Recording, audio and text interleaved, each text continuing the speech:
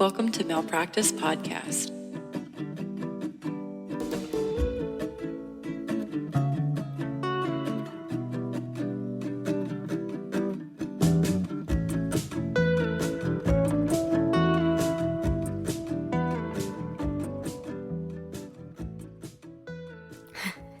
So, are you ready to get started?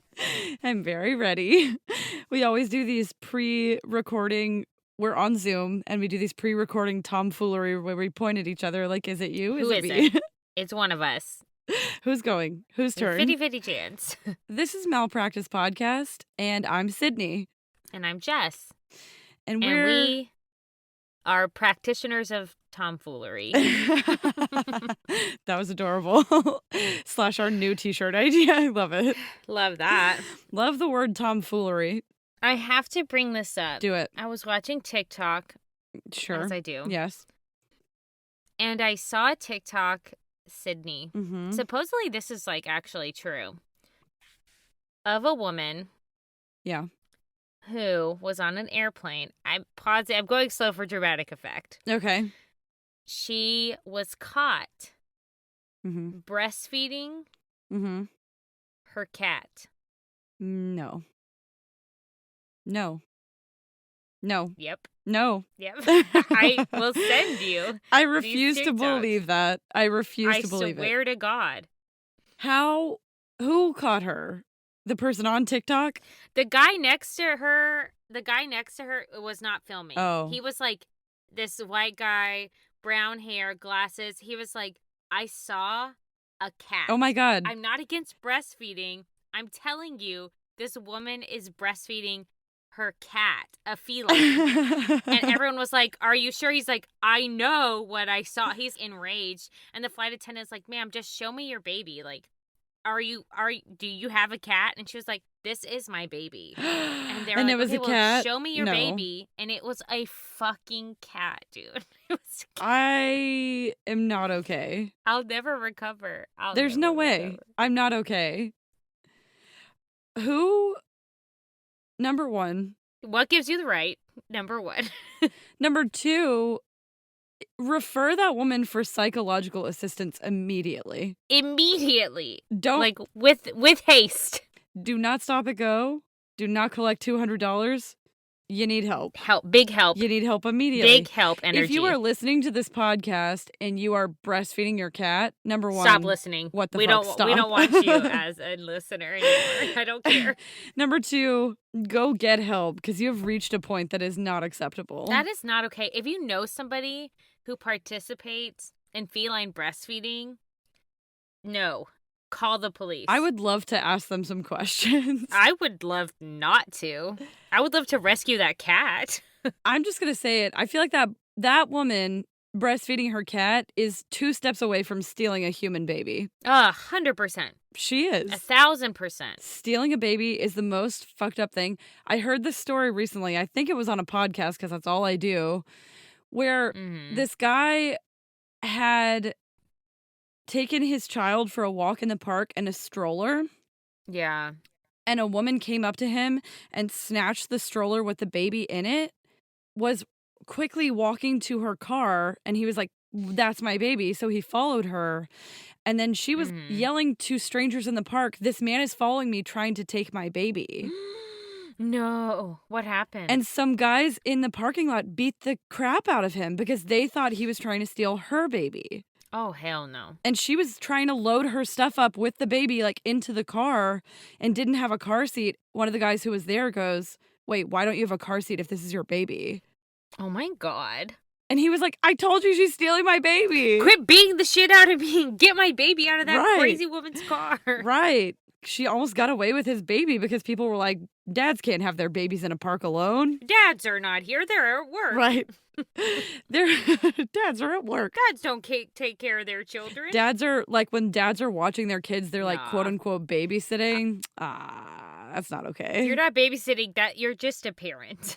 That's just your baby. That's your offspring. Don't call it babysitting. I hate You're that shit. parenting. Yeah. So rude. Okay, so that was the first thing I had to say. I had to tell you. I literally just saw it like 30 minutes ago, and I was like... I've never been more uncomfortable in my entire life.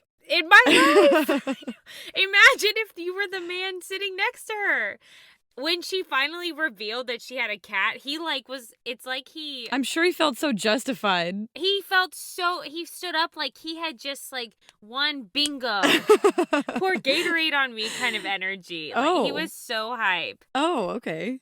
He was like, I told you, I told all of you. Because I'm not going to lie, I don't know what I would do if I saw that. He alerted the flight attendant. The flight attendant was like, ma'am, just show me your baby. And she was like, if you want to take the liability, take the blanket off my baby. I'm like, first of all, that is not a baby. Immediately no.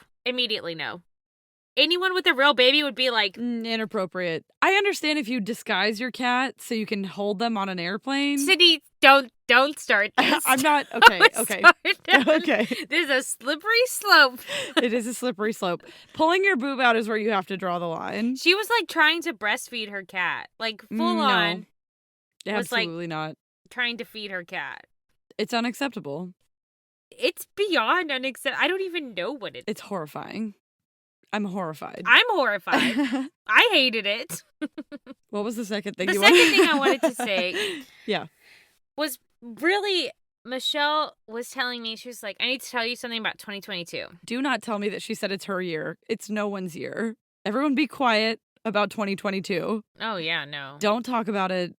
My vibe is like, maybe I'll survive 2022. Like, physically, maybe I'll survive it. Yeah, it's going to be rough. It's a rough time. It is. Everybody's trying to, keep their shit together for a little while. Okay, should we start? I'm super ready. You want to get into it? Okay. Yeah. First of all, y'all, this is our last full episode of 2021. Mm-hmm. We are going to come out with something next week. But this is the last full regular schmegular episode. Next week's going to be a little bonus love yourself episode. Yeah. Should we tell him? No, don't tell him what it is. No, we should tell him. Okay, I mean, whatever. So next week we're doing a Theranos update because if you've been following that trial, they did closing arguments and everything. So we will talk about that next week. We'll do a Theranos kind of part 3, but just an update. Yeah. Like a Merry Christmas Theranos episode. Yeah. Happy New Year. Happy holidays. Here's some Theranos for you. Yeah, but this is the last full Sydnee and Jess episode. So I'm super excited because Sydnee has a really cool episode, and I Googled it because I'm trash, but I didn't read anything because I wanted to be surprised. Yeah, this is a fun / terrifying one. Yeah. Since you clicked on this episode, you probably already know what we're talking about. Today I'm going to tell you guys about the Milgram experiments, which are one of the most famous psychological experiments ever done, focusing on obedience to authority. So it's going to get weird in here. I didn't hold any gun to anybody's head. Just the fact that he conveyed a sense of authority. Roughly 60-65% of the people went all the way to the top of the shock board. 450 volts. That's it. Now continue using the last switch on the board, please. The 450 switch for each wrong answer. Continue, please. I'm not getting no answer. Don't the man's health mean anything? Whether the learner likes it or not, we must... But he might be dead in there.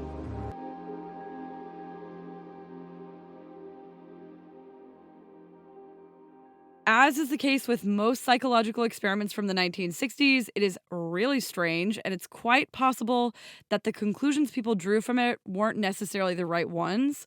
So there's one really famous set of experiments that everybody knows, but there were 24 different experiments that fell under the umbrella of the Milgram experiments that no one's ever heard of. Okay. I had heard of them before. I knew what they were, but I recently came across some new information on the podcast Criminal, which I love. Chef's Kiss. I love is a that fantastic podcast. They're doing a great job over there. I'm Phoebe Judge, and this is Criminal. Yeah. Yeah. I love her. If you want to hear more about that episode is fantastic. It's one of the more recent ones. And they interviewed an author whose book I'm going to do some quotes from today because she's really interesting, and she's one of the ones who kind of recently uncovered more about these Milgram experiments. So, oh, cool. Super cool. We'll get into it. Yeah. So first I want to kind of set the scene with the time period. So these experiments on obedience were set in 1963, which immediately followed the trial of Adolf Eichmann. Now, he was a German-Austrian SS Obersturmbannführer. Great That's job. my German. Thank you. Couldn't be And he me. I would have been like, Sydnee, take it away. Yeah. I speak a little bit of German, but not enough to just wing that. I practiced a few times. Well, good job. So he was actually, Adolf Eichmann was one of the main organizers of the Oh, Holocaust. love that. Hate him. Right. So he had been tasked by his boss, SS Obergruppenführer Reinhard Heydrich, during the Nazi invasion of Hungary in March of 1944 to begin the deportation of Jewish families to Auschwitz. Auschwitz, if you don't already know, which I think it's one of the most famous or infamous, I should say, ones, was a concentration camp that was a complex made up of 40 different concentrations and extermination camps located in Nazi-occupied Poland. So under Eichmann's orders, of the people sent to Auschwitz, around 70% were immediately murdered upon arrival. He is garbage. Correct. By the time the transports were stopped in July of 1944, so that's March to July, 437,000 of Hungary's total 725,000 Jews had been murdered. Is he dead? Yes, he's dead. Okay, good. Actually, when Germany was defeated in 1945, Eichmann was captured by U.S. invasion forces. He somehow escaped. Of course he did. After that, he moved around Lower Saxony, which is like southern Germany and potentially like northern Austria, for around 5 years before a priest actually helped him obtain falsified documents that he needed to flee to Argentina. What the hell? Is that priest was that priest in trouble? Basically, as soon as Eichmann got picked up, he rolled on like everyone. He was like, I'll snitch on anybody. No problem. He's disgusting. Some of the worst people in the world ever in the history of the world were his friends and him. Correct. I mean, that's accurate. Yeah. Yeah. I checked the history books. Agreed.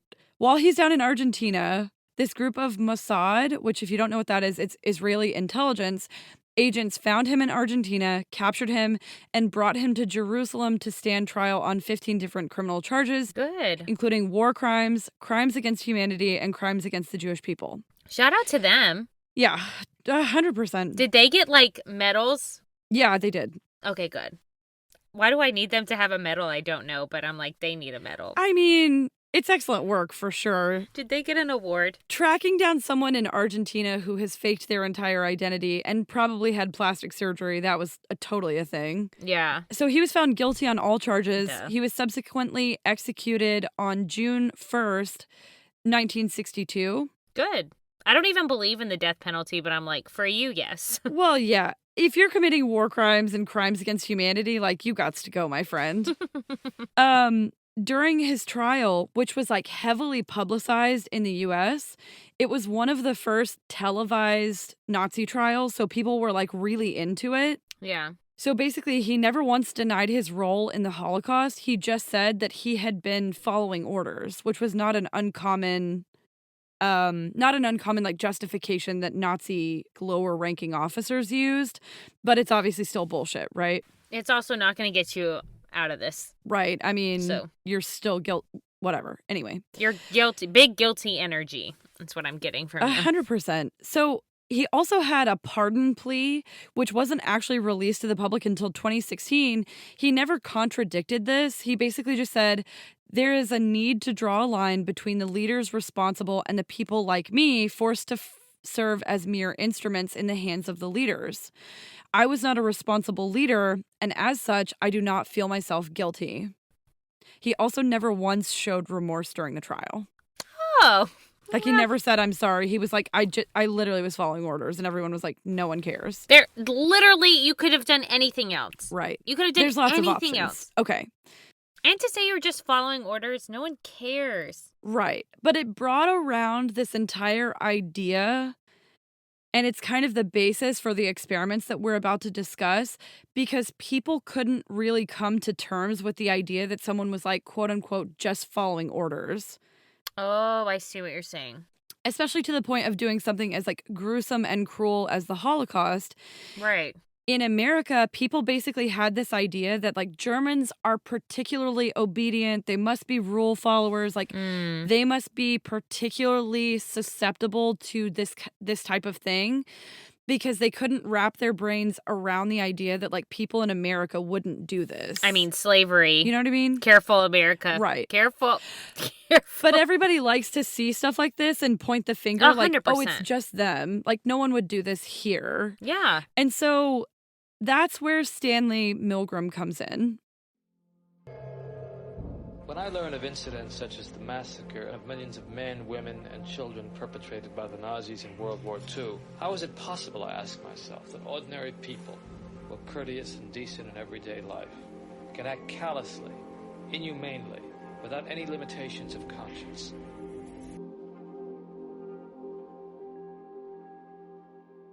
One of the really interesting things about this whole background is that Stanley Milgram's parents were Adele and Samuel Milgram, who were actually Jewish immigrants that had come to America from Romania and Hungary during World War I. Ooh. They were like the only ones of their family to leave during that time, so he still had a great deal of both immediate and extended family members who were in Europe during World War II. Wow. And lots of them were survivors of Nazi concentration camps. Wow. Okay. And he was born in the 30s, so at one point he like writes to one of his friends and he's like, basically, if his parents hadn't left, he should have been born in like a Polish ghetto or a Hungarian ghetto and then like sent to concentration camps. He's like, it doesn't make sense that I got out and other people didn't. So I think he had a lot of like personal guilt. And also he wanted to prove, I think, why the Holocaust happened. I see. His family is coming home after being victims of the Holocaust. Right. And he's seeing like concentration camp tattoos on their arms and hearing their stories. It messed him up. Right. And throughout the rest of his life, he's always like interested in how so much devastation and violence had been committed against like his people, his family, his religion, his faith, you know? Yeah. So there's this author who wrote a book about Milgram, and her name is Kristen Firmaglich, and she said he had, quote, a personal conflict as a Jewish man who perceived himself as kind of an outsider and a victim of Nazi destruction, and as an insider as a scientist. Oh, because we learned before that Nazi leaders were like scientists or like medical people. We're scientists that got reassigned when there's a whole Operation Paperclip. We kind of talked about it in the MK Ultra episode, but there were lots of Nazi scientists who were basically co-opted by the U.S. and given new identities, and they were scientists and engineers and really smart people who did really awful things. That's disgusting. And so I think he had kind of trouble. I'm like so stressed. Right. Same. So he had trouble kind of reconciling those two things. Yeah. Throughout his childhood and college, he was really smart. He excelled in school. He was a dedicated student. And very interestingly, he went to the same high school as Philip Zimbardo, who became the scientist that orchestrated the Stanford prison experiment. Okay. Isn't that interesting? Yeah. I feel like there was something going on at this high school. I don't know. I mean, what are the odds? No, I agree. Two of the most controversial psychology experiments ever conducted came out of two high school students from the same high school. No coincidence there. Something's going on. Anyway. Conspiracy. Right. So after finishing high school, our man Stan. Oh, I love that. You love that? You love it. We love a nickname here on the podcast. So Stan earned his bachelor's degree from Queens College, which he had attended on a full ride scholarship. Oh, because he's smart. I see. He's super smart. He applied to a PhD program in social psychology at Harvard University and was initially rejected, but reapplied and got in 1954. Okay. Yeah, so good for him. He's like sticking with it. The postman would have returned my application to Harvard. He would have been like, no. You must have sent this to a different school on accident. This is not for you. Thank you so much. Your address is wrong. To which you tell the postman, go fuck yourself. I say, well, you're probably right. You know me. Probably right. Whatever. Okay, so he goes to Harvard. He finishes his PhD in 1961. And he almost immediately becomes an assistant professor at Yale, which, like, must be nice. He actually accepted a professorship before he finished his PhD. Well, okay. So. Cute. Mm-hmm. Also, an important note, Yale is where Milgram performed the controversial Milgram experiments that we're talking about today. And he was also only 28 when he started this work. Oh, no. I don't trust people younger than me. No, same. 28 is 2 years younger than me, and I can tell you right now, Yeah. you need a supervisor at this point, I think. Correct me if I'm wrong. Why did you even graduate No. from your PhD so early? What are you doing? Nah. Anyway, so his goal, we kind of talked about this, but his goal was basically to determine whether it was actually feasible that dozens of Nazi officers who had been tried during the Nuremberg trials and in subsequent years were actually just following orders. Like, was it possible that that's what was happening? So he wanted to find out exactly how far people would go with obeying instructions from an authority figure, even if it meant causing people physical harm. Oh, super ominous of you. It is, and it literally does not get better from there.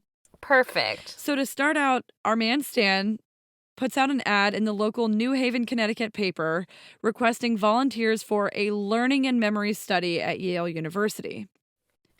Okay, if you see an ad in a paper, Yeah, don't answer it. don't do it. Don't go. There's no reason. Nope.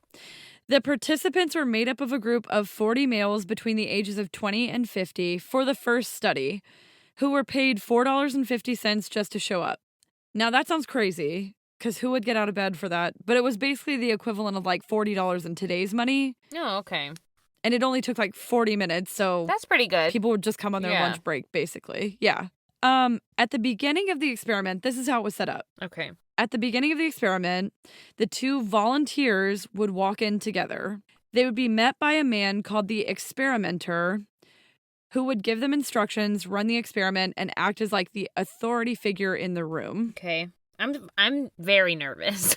I know. I'm like on pins and needles. I know, it's a lot. So the two volunteers would draw straws in order to be assigned roles.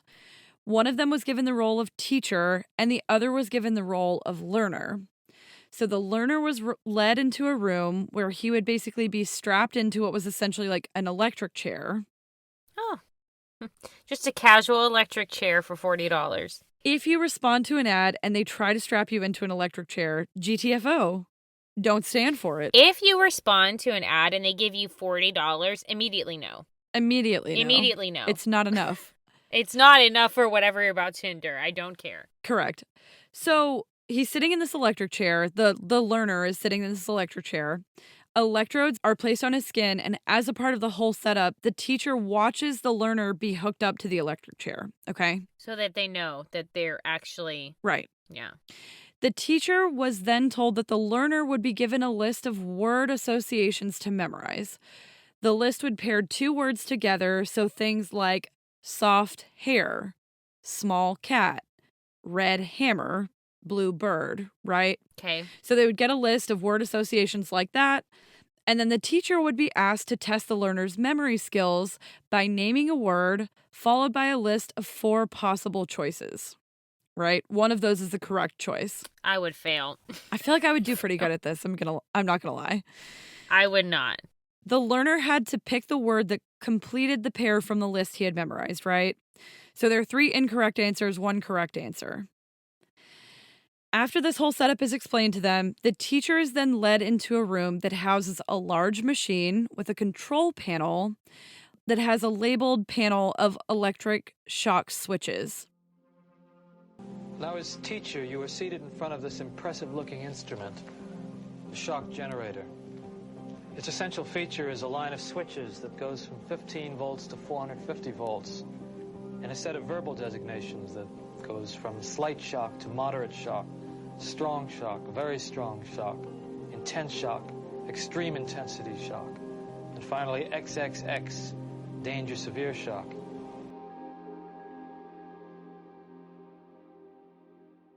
So next, the teacher is told each time the learner chooses an incorrect pair, the teacher has to administer a shock by basically flipping a switch or pressing a button, and it will shock the learner if he gets it wrong. Right? Okay. He's then told each time he has to administer one of these shocks, he should increase the level of shock. Right? So as more and more questions are gotten wrong by the learner, the teacher should increase how much of a shock he's giving him. Okay? Okay. So the shocks get more intense, higher in voltage whenever the learner gives an incorrect answer. Mm-hmm. At the beginning of the experiment, the teacher would also receive a sample shock so that they could feel firsthand what they would be doing to the person on the other side of a wall. Okay. So they couldn't see the person. It was a stranger, and they had never met this person besides walking in together, and the stranger was sitting on the other side of the wall. Okay. So they could hear each other, but they couldn't see each other. Mm-hmm. So when the electric shocks were high enough to cause pain, any noises made by the learner could be heard by the teacher. If at any point during the study the teacher refused to administer the shock, the experimenter who's standing in the room was supposed to give a series of verbal commands to ensure they would continue. They called them a prod, right? The command to keep going with the experiment. Mm-hmm. The first prod was please continue. Prod 2 was the experiment requires you to continue. Prod 3 was it is absolutely essential that you continue. And prod 4, you have no other choice but to continue. And when in fact you do. Right. So you get each of these prods if you have continually asked to stop the study. Well, who was actually pushing the switch? I was. But he kept insisting. I told him no, but he said, "It's got to keep going." So I know that you're like me, but if our listeners are anything like me, at this point, you're thinking, what the fuck? How did they get clearance to Yeah. basically torture people? Literally. I was wondering. Who signed off on this? Right. What idiots? And this is where the deception and potential ethical concerns come into play. One of the volunteers, specifically the one who was assigned the role of learner, was a hired actor. The experimenter was also a hired actor, so the only one being truly tested in this experiment was the teacher who was a volunteer. Who was being told to harm the other person. I get it. Exactly. Because this wasn't, as they had claimed while recruiting volunteers, a learning and memory study. It was a study about obedience to authority. Can you do that? Can you No. tell? Right. Okay. Correct. Moving on. Most of his critics, we'll talk about his critics later, but people are like, you can't lie to people about what you're studying Right. because it's unethical. They also really, when they were explaining the study to these people, they really emphasized the scientific importance of it. Like they overhyped the value of what was being learned by these experiments so that people felt, at Yale especially, felt a lot of pressure. You know, I'm at an Ivy League school. I'm contributing to this learning and memory study that they're telling me is really, really important. Yeah. Right? I get it. So people felt like they didn't have another option. Yeah. Which was one of the critiques of it, was like, you have to give people an out if they want an out. The other thing to note is that no one was actually being shocked. Yeah. The one administering the punishment, the teacher, was the only one who didn't know that, right? Right. The one receiving the shocks, the learner, is a paid actor who's being told to cry out at a certain point.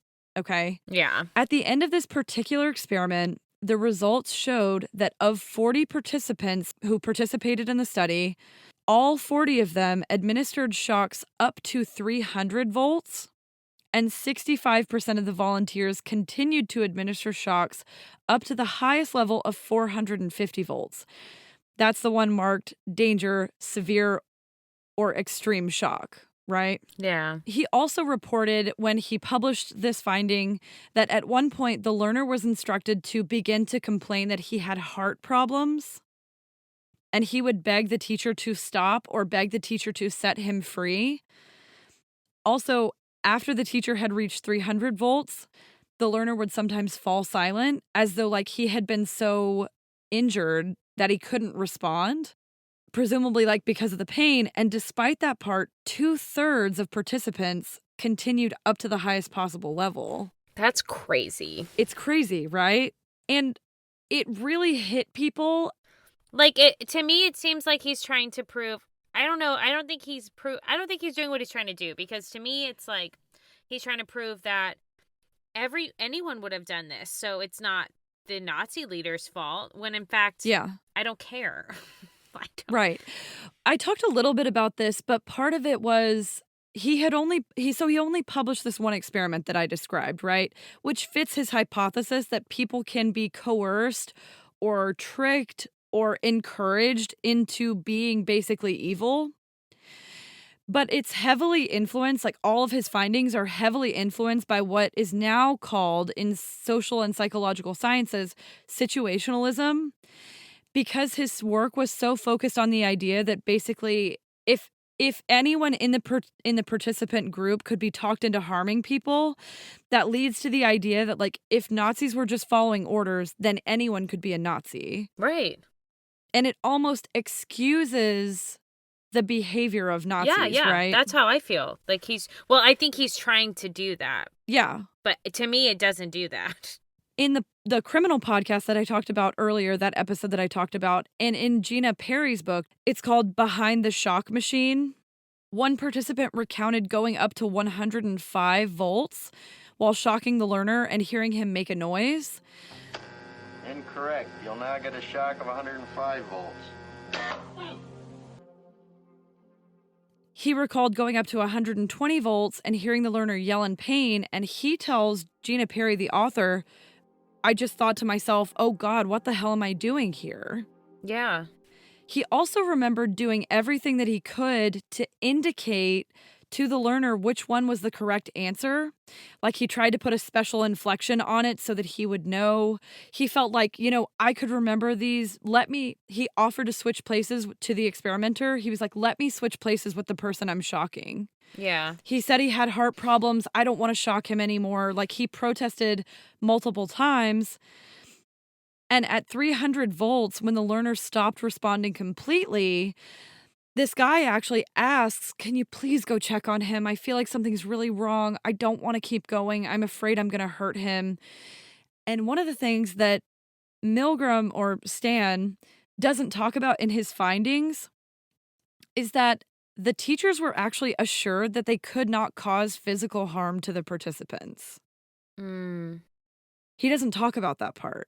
He just reported that even after they were told they had heart problems, people kept going. You know what I mean? It's really interesting. It's really problematic. It really is.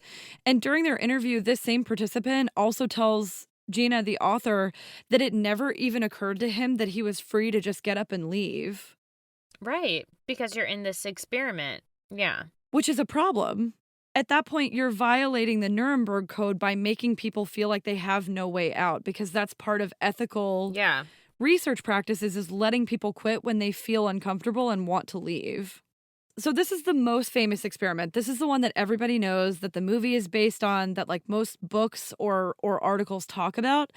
But over the course of 2 years, Stan actually performed 24 different variations of this experiment. In one set, it was conducted at a different university. So instead of Yale, it was conducted at like a small liberal arts college. And in that variant, a lower number of teachers participated in shocking their learners to the maximum voltage. So obedience went down when they weren't at Yale. Yeah, because everyone's like rule followers. Exactly. Well, and the one participant that talked to Gina said he grew up in New Haven. They were taught to feel that Yale was like God. Like you can't disrespect Yale by not participating. That's crazy. I know. This whole thing is crazy. And it's honestly, as I was writing this episode, it took me such a long time to process like what I think this means. But I'm going to tell you about a couple more of the variants, and I think it'll help. Okay. In another set of experiments, there was another teacher in the room. So there was more than one teacher. And this one was also a paid actor. One of the groups that had multiple teachers were like peer pressured by the other teacher to increase voltage. And in that instance, when there was peer pressure, obedience went up to almost 80%. Well, duh. So when people felt peer pressure from another teacher, like, hey, shock him. I shocked him. Why aren't you shocking him? Then they went, the likelihood of them doing it went up. In the other group that had multiple teachers where there was an actor pretending to be another teacher, they had the teacher say no, like, no, I'm not doing this. There's no way. This is so unethical, right? And when that happened, obedience went down to like 20%. almost no one was willing to shock the person if they saw another person say no. But it's also the power dynamic in this, right? It's like Exactly. the fact that that's what it's all about. He didn't do what he thinks he did. Ultimately, that's my feeling, is that it does. Yeah. It's not a clean experiment because of all the factors you're talking about and what his critics undoubtedly said, that it becomes like just a cluster instead of just like a clean, like real findings, because there's all of this other things underneath the surface that are exactly, I think, influencing the results. Mm-hmm. And one of the biggest pushbacks that I have about this set of experiments is that he didn't publish all of the findings. That's the problem too. You have to publish everything in its entirety. Like, he published the initial finding where 66% of that 40 went to the extreme, but that was the one that he hammered in on, right? That's the one that he talks about. That's the one that everybody knows publicly, where he had 23 other sets of these experiments that are never publicly discussed. Yeah. And that's the problem. That's why it's not clean. That's why it's not clearly outlined. And because he lied to people. In the last set of these experiments, the volunteers were asked to bring a friend or relative, and then privately, the relative was let in on the details of the experiment and told to act like the shocks were causing them pain. When the teacher was asked to cause pain to someone they knew, only 15% went to the maximum, and it's crazy to me that it was even that high. That's what I was about to say. And when they left, they weren't friends or family anymore. Right. One person brought his son to the experiment, and he was being asked to shock his son, and he just flat out told the experimenter, "I'm not going to go any higher. I'm not going to cause him pain. I'll give you your money back. I'm not hard up enough that I'm going to hurt my son." Yeah. So yay for that one guy. Also, yay for that son. You got a good dad out there. Right. You got a good one. And he's a good actor, apparently. You convince your dad not to shock you. What? It's crazy. So at the end of all this, in 1963, Stan publishes his findings in an article titled Behavioral Study of Obedience.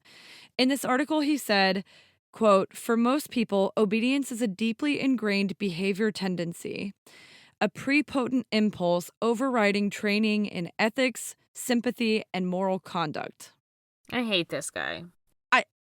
I think he has a really low opinion of people in general, right? Yeah. The best known version of this experiment is the one that we talked about at the beginning, where 2/3 of the people went to the maximum on a complete stranger. But it involved only 40 people, which, if you think about it, is a really small sample size. It's super small. It's irrelevant. And you can't just take a 45-minute test that you did on 40 people and compare that to the behavior of thousands in Nazi Germany. You just can't. Nope. I don't know. You can't do that without taking in the history of what actually happened in Germany and why there was this 100% mold, this growth of these feelings. Yeah. That all plays a part in that too. Yeah, and it was born out of animosity.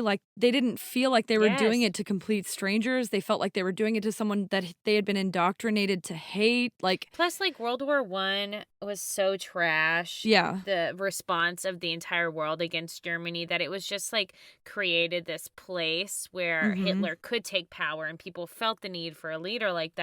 Well, it's a lot. And part of the ethical concern, too, is you can't put people through this psychological torture. It's like PTSD. I'm sure people were really majorly messed up after this. Yeah. He also not publishing the other 23 is one of the biggest problems that I have, because since they were published, the Milgram experiments have become this huge part of pop culture. And the conclusion of the experiments that he came out of it with was basically that most people could be talked easily into doing things that went against their own morality and their own conscience if an authority figure told them to. I just don't think that's most people. Right. He believed that as humans, we're basically hardwired to do what we're told, even if it goes against our deeply held beliefs, like the idea that you shouldn't hurt a stranger. Right. And nobody wanted to believe that this was true. But along with that, it was deeply flawed from the beginning, and I think that people saw that. Yeah. On 60 Minutes, Stan told people, if a system of death camps was set up in the United States of the sort we had seen in Nazi Germany, one would be able to find sufficient personnel for those camps in any medium-sized American town. people did a pretty good job of not taking this at face value. Like, some people definitely did. I'll admit that when I heard of these experiments, I did not know that there were 23 other ones that changed his findings. Me either. I didn't know that until you told me that just now. Yeah. The 24 variations included like 780 participants total.